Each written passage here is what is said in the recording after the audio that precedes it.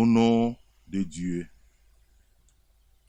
le Père, le Fils et le Saint-Esprit. Père d'amour et Père Saint, Dieu Tout-Puissant,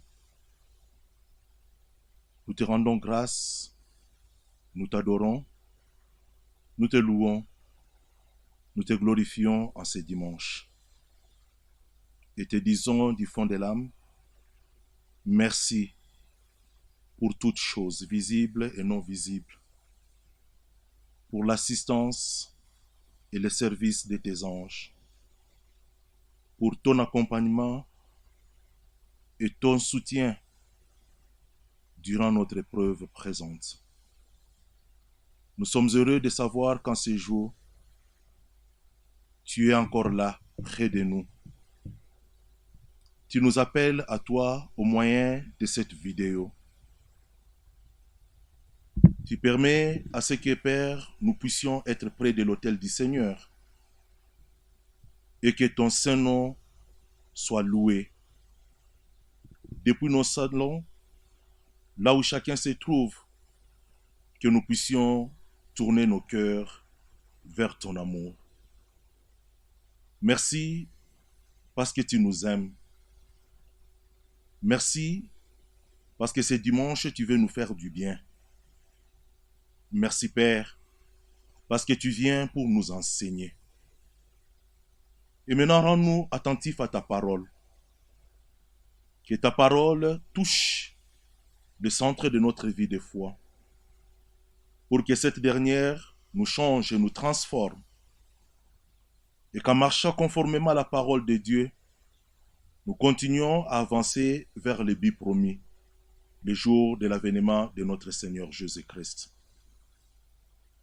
Nous te célébrons ici ensemble avec les frères et sœurs et les ministres ordonnés de toute l'Église. Nous voulons qu'à ce dimanche, Père, tu puisses encore continuer à nous soutenir, à éclairer notre voie vers le but suprême et à permettre à ce que chaque heure et chaque instant, nous puissions toujours être près de toi. Nous intercédons pour tous ceux qui sont éprouvés. Nous prions pour les pays, plus particulièrement pour la paix. Nous intercédons ici pour toutes les populations de par le monde, au cœur de cette crise sanitaire. Nous t'implorons, Éternel Tout-Puissant, si tu peux encore nous redonner cette occasion de rentrer dans ta maison, pour que nous puissions te célébrer ensemble dans nos communautés habituelles. Père, que tu soulages notre souffrance et notre malheur, si possible que tu mettes de côté cette pandémie qui nous dérange. Nous prions ensemble avec nos bien-aimés de l'au-delà. Nous bénissons particulièrement aussi nos autorités. Nous intercédons pour les enfants de l'école du dimanche, pour ceux qui sont à l'école de confirmation, et nous prions aussi particulièrement pour nos jeunes. Nous voulons ici prier pour chaque frère et chaque sœur et chaque ministre ordonné dans l'Église. Nous intercédons, Père éternel, pour que tu nous accordes ton assistance et ton secours, et que tu conduises encore toutes choses du début jusqu'à la fin de cette rencontre. Accorde-nous un même cœur et une même pensée avec notre apôtre patriarche. C'est en communion d'esprit que nous prions ensemble et en étroite communion avec lui. Donne-nous mieux plus que nous pouvons exprimer en parole. Exauce-nous au nom de Jésus, ton Fils, notre Seigneur. Amen. Bien-aimés en Christ, frères et sœurs, ministres ordonnés au sein de l'Église, nous entendons ce dimanche la parole de Dieu dans la deuxième épître de Paul aux Corinthiens, au chapitre 5, le verset 17. Si quelqu'un est en Christ, il est une nouvelle créature. Les choses anciennes sont passées. Voici, toutes choses sont devenues nouvelles.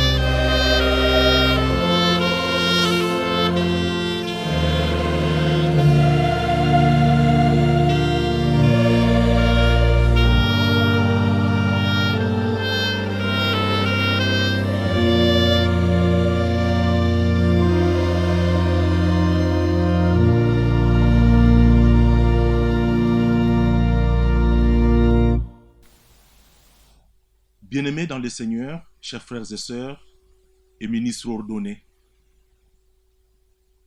nous avons trouvé grâce ce dimanche au moyen de la vidéo pour arriver encore chez vous et de la part du Seigneur vous apporter son message.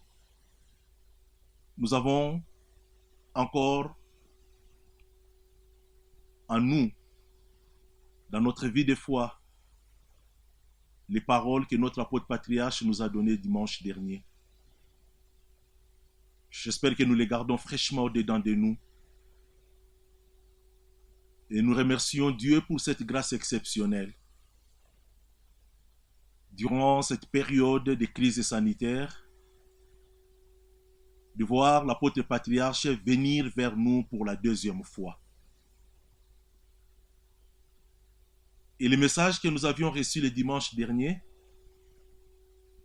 nous permet aujourd'hui d'approfondir notre connaissance, quand bien même que nous puissions être dans des conditions difficiles dans notre vie de foi, dans des conditions difficiles dans notre vie de tous les jours, mais que nous puissions continuer à avancer à pas sûrs vers le but de notre foi. Ce dimanche, il est question d'aider la nouvelle créature qui est en nous à se développer. Nous voulons vraiment aider cette nouvelle créature qui est en nous à se développer, à se déployer. L'apôtre Paul parle des choses anciennes et des choses nouvelles. Il considère la vie égocentrique, donc les temps avant de revenir et d'être baptisé d'eau comme étant des choses anciennes, et les temps qui suivent comme étant des choses nouvelles. Si vous lisez le verset 15 de l'épître de ces jours, on souligne là-dedans l'importance de la mort de Christ pour les croyants. La conséquence n'est pas une vie égocentrique qui manifeste de l'égocentrisme, c'est-à-dire la vie qui a tendance à faire de soi le centre de tout. Non. Il est plutôt question de la vie pour Jésus-Christ. Cela veut dire conforme aux critères de l'Évangile. Dans le verset 16, l'apôtre fait allusion à la foi en Jésus-Christ mort et ressuscité et dit qu'elle est déterminante pour les croyants. Cette foi, Jésus-Christ mort et ressuscité. Parce que les baptisés participent de la mort de Jésus-Christ et de sa vie éternelle. Notre catéchisme nous donne beaucoup plus d'informations là-dessus. Lorsqu'il est question de parler des effets du saint baptême d'eau. Nous pouvons profiter du confinement, peut-être, pour ouvrir notre catéchisme. Si nous avons la version en dur, ou la version que nous avons encore dans nos smartphones, au chapitre 8, le point 1, point 6. Pour ceux qui détiennent la version en question-réponse, vous pouvez lire la question 490.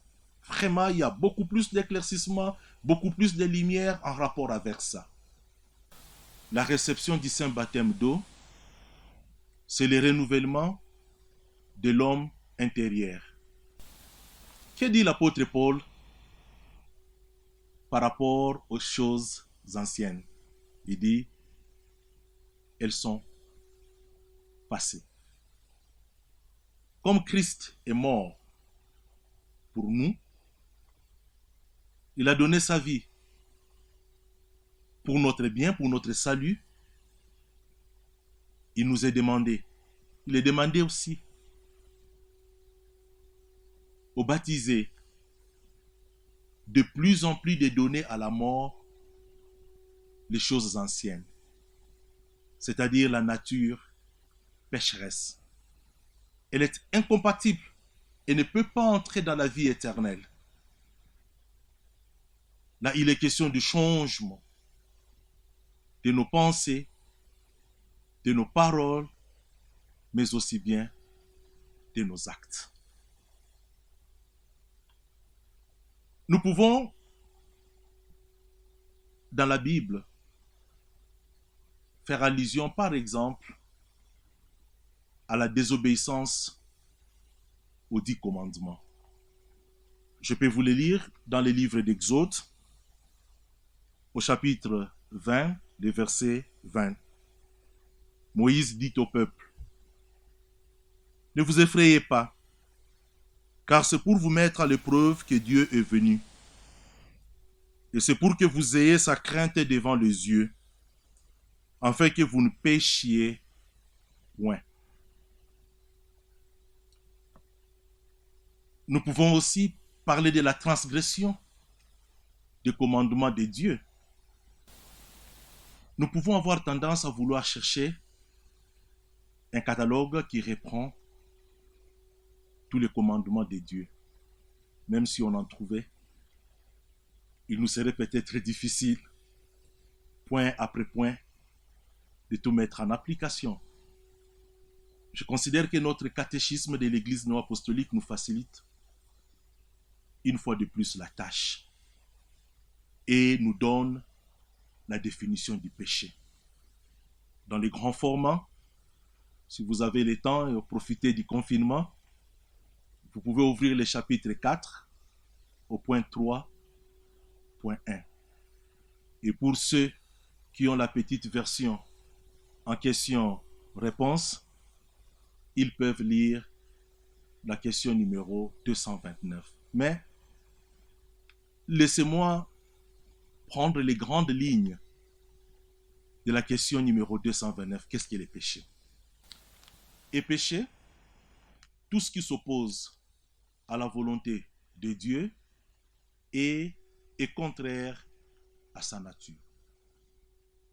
C'est-à-dire tout acte, toute pensée, toute parole contraire à la volonté et à la nature de Dieu est à considérer comme étant péché. Mais ça va plus loin. Est encore péché, c'est lorsque on arrive à omettre sciemment à faire le bien. Je dis sciemment à faire le bien. Ça rejoint la circulaire que nous avons eu la grâce de vous transmettre au début de cette année. Elle tire son origine dans la pensée de notre apôtre patriarche d'Élan, Christ rend libre. Et l'apôtre patriarche dit dans sa circulaire, l'amour de Christ nous rend libres de faire le bien sans calcul. Et bien aimé, refuser de faire le bien, c'est un péché. Et cet amour est même l'expression de sa mort sacrificatoire. Nous sommes appelés en qualité de baptisés, en qualité de croyants, d'évoluer dans ce sens. C'est-à-dire, les choses anciennes sont passées. Christ est mort pour nous, nous nous battons de donner à la mort la nature pécheresse, la vieille nature, les anciennes choses. Et que dit l'apôtre Paul au sujet des choses nouvelles? Il dit, toutes choses sont devenues nouvelles. L'ancienne nature vient d'être remplacée par la nouvelle. La nouvelle, elle est issue de la régénération d'eau et d'esprit. C'est par la réception du saint baptême d'eau et aussi bien du saint scellé. L'ancienne alliance aussi fait déjà allusion à cette nouvelle créature. Si vous acceptez que je puisse vous lire ça dans le livre d'Ésaïe, au chapitre 43, les versets 18 et 19. Ne pensez plus aux événements passés et ne considérez plus ce qui est ancien. Voici, je vais faire une chose nouvelle, sur le point d'arriver. Ne la connaîtrez-vous pas? Je mettrai un chemin dans le désert et le fleuve dans la solitude. Et notre travail, notre mission, c'est de permettre, d'aider cette nouvelle créature qui est en nous à se développer et à se déployer. Alors, quels sont les signes de cette nouvelle vie? La nouvelle créature se démontre dans l'amour pour Dieu, qui aspire à la communion éternelle d'avec lui et nous pousse à prier en disant, viens Seigneur Jésus-Christ, viens bientôt Seigneur Jésus-Christ. La nouvelle créature se démontre aussi dans l'amour pour le prochain. C'est le fait d'aller vers le prochain avec amabilité, disposé à pardonner les péchés, prenant conscience de notre nature pécheresse, de notre état de péché aussi.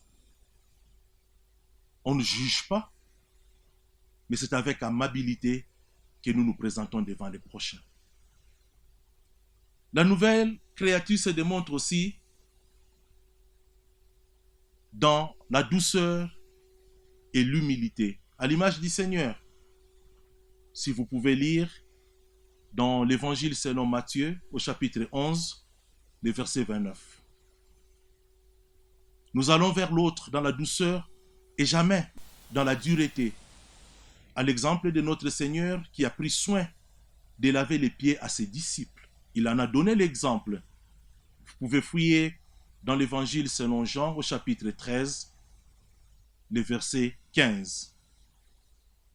L'humble rendra toujours de bons services à son entourage. C'est ça aussi notre mission. C'est ce que nous aimerions avoir aussi comme caractéristique. Être vraiment humble pour que nous puissions rendre de bons services à notre entourage. Maintenant, ce qui est intéressant,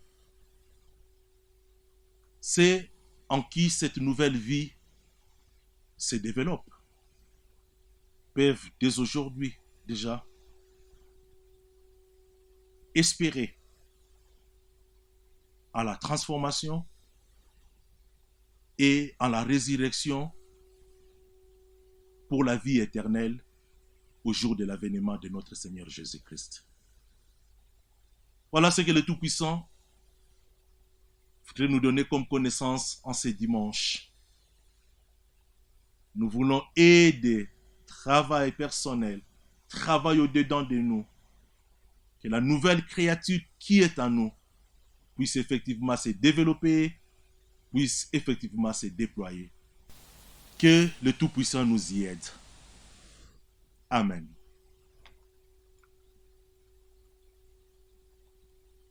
Dimanche, C'est aussi un jour de grâce pour nous, frères et sœurs, ministres,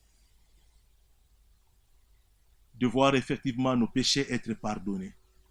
Et en cette période de pandémie, de trouver l'occasion de prier aussi le Notre Père depuis nos domiciles. Pour nous préparer au pardon des péchés, nous nous souvenons ici de l'histoire du jeune homme riche. Si nous pouvons lire dans l'évangile selon Marc, au chapitre 10, les versets 20 et 21. Il lui répondit, donc il répondit à Jésus, Maître, j'ai observé toutes ces choses dès ma jeunesse. Jésus l'ayant regardé, donc il regarde le jeune homme riche, l'aimant, et lui dit, il te manque une chose. Va, vends tout ce que tu as, donne-le aux pauvres, et tu auras un trésor dans les ciels. Puis viens et suis-moi. Nous pouvons aussi nous dire par rapport à la prédication de ces jours. L'obéissance aux 10 commandements, ce n'est pas un souci. Le respect strict des commandements de Dieu, ça je sais le faire, même en criant tout haut depuis ma jeunesse. L'Éternel te dit, non, si tu peux t'arrêter un tout petit peu, il y a encore une chose que tu n'as pas encore accomplie. Une chose que nous sommes appelés à faire, de tout vendre. Vous pouvez juste vous souvenir de la prédication. Lorsque l'apôtre Paul parle des anciennes choses, il dit, elles sont passées. Et nous avions dit, Christ est mort pour nous. Et nous sommes appelés aussi à donner à la mort de plus en plus les anciennes choses. Est-ce que vraiment on peut prétendre ce dimanche d'avoir déjà tout donné à la mort, de s'être débarrassé de la vieille, de l'ancienne nature. En nous, il n'y a plus des anciennes choses. Si nous pouvons vraiment et honnêtement, ce n'est pas un jugement, regarder au quotidien, c'est plutôt l'inversion des choses là que nous sommes en train de vivre. Au lieu de prendre les anciennes choses et donner à la mort, nous sommes tentés de fois d'en prendre plutôt des bonnes, des nouvelles pour donner à la mort. Nous avons tendance de vouloir rester demeurés dans l'ancienne nature. Ce n'est pas un jugement, frère. C'est juste un rappel par rapport à ce que nous venons tous d'entendre ce dimanche. Et nous trouvons ici l'occasion de demander pardon à l'Éternel. Nous pouvons nous présenter devant lui pour qu'il nous pardonne encore nos péchés. Nous avons l'occasion ici de vouloir encore nous dépouiller de plus en plus de cette ancienne créature, de ces choses anciennes, pour que, si possible, tout, comme Jésus l'avait demandé au jeune homme riche, et que nous ayons cette force de continuer à le suivre pour la vie éternelle. Et pour nous préparer au pardon des péchés, je vous prie de garder une minute de silence.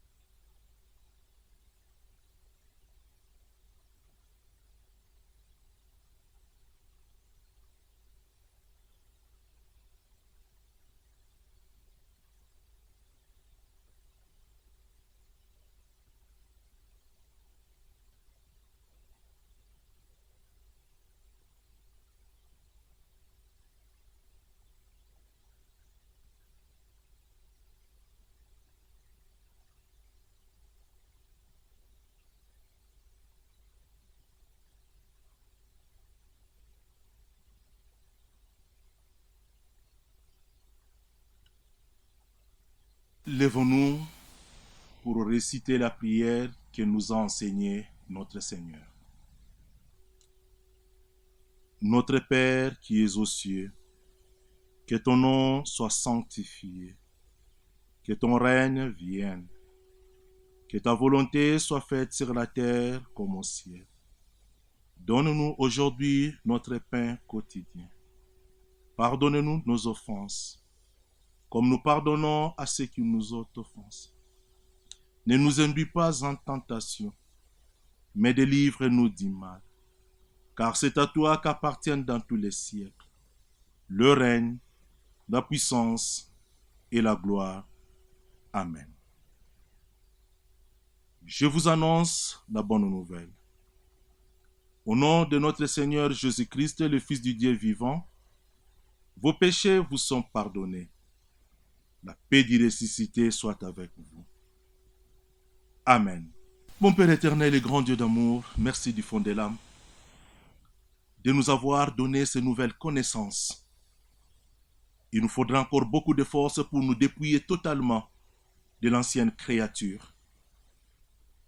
Père, nous regardons vers le sacrifice de Jésus-Christ, consenti pour nous, et nous aimerions à notre tour aussi fournir beaucoup d'efforts pour que de plus en plus nous puissions donner à la mort cette ancienne nature, jusqu'à ce que nous puissions te ressembler, être vraiment à ton image, afin que nous puissions communier éternellement avec toi. Regarde nos cœurs repentants, écoute nos prières que nous t'adressons à ces instants. Nous te disons, nous sommes pécheurs, nous sommes petits, viens notre secours. Redonne à chacun de nous de la force à continuer à suivre le Seigneur, à se débarrasser des péchés, du mal, et à tendre vers la vie éternelle. Accorde-nous encore beaucoup de force pour qu'éternel, nous puissions toujours lever les yeux vers toi pour demander ta grâce parce que nous sommes dépendants de ta grâce. Merci pour le sacrifice de Jésus pour notre cause. Merci pour le pardon des péchés, Père Tout-Puissant, et aussi merci pour l'envoi des apôtres. Accorde-nous Tout-Puissant mieux et plus. Exauce-nous au nom de Jésus, ton Fils. Amen.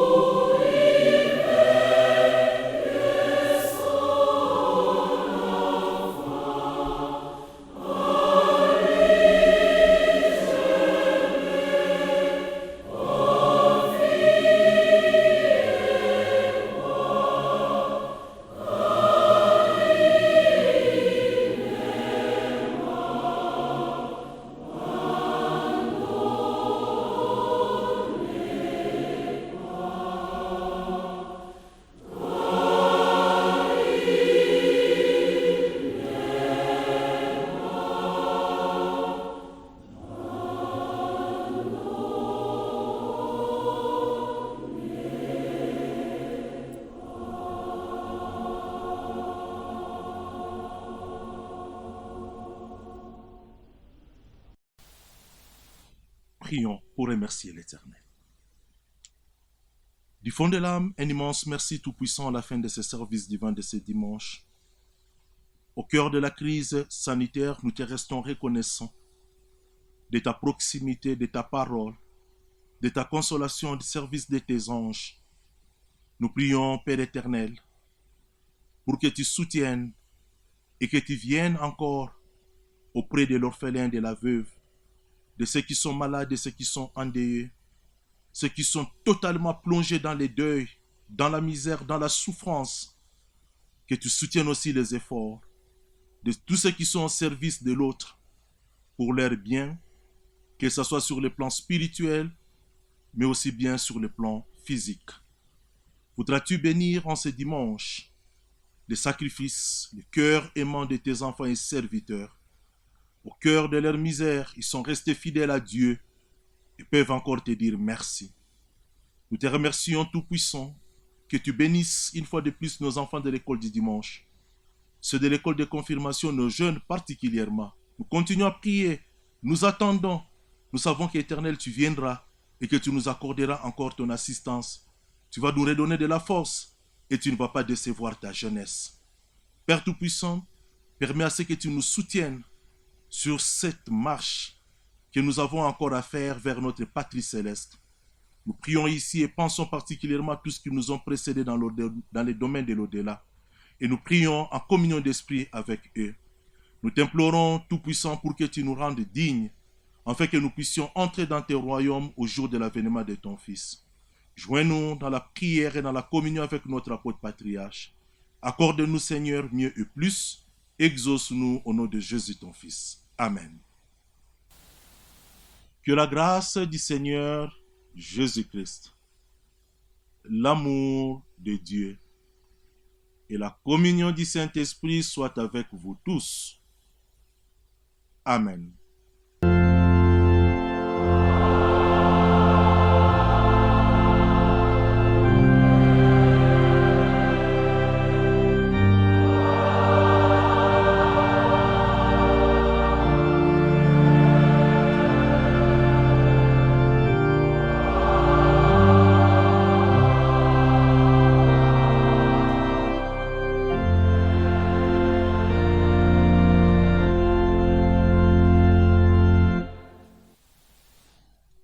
Merci, bien-aimés, pour le temps que vous avez une fois de plus accordé à l'Éternel pour suivre ce service divin au moyen de la vidéo.